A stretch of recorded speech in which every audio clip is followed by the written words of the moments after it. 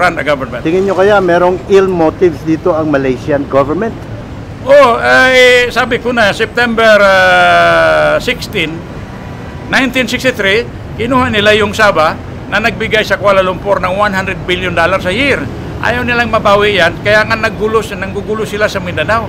Kinuha rin nila yung Spratly Island. Kung yung bansa nag-agaw sa iyo ng dalawa ng island, malaki yung isa, patapos doon pa sa bansa nila gawin yung negotiation, suspicious masyado yung circumstansya. Naniwala ako based on reliable resources na bilyon-bilyong pera nakuha sa mga negotiator ni Noynoy para pipirma sa isang dokumento which in effect is a treaty of surrender in favor of Sabah, turning over Mindanao to Sabah.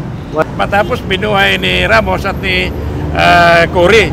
Ngayon, namatay naman ulit sana under Irap, binuhay na naman ni Jimmy dahil si Jimmy nabigyan $34 billion by the Malaysian government.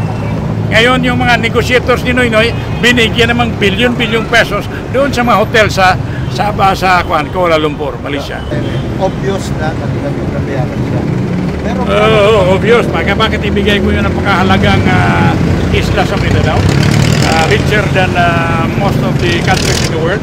Mindanao is the richest country in the world. We have unlimited supply of deuterium.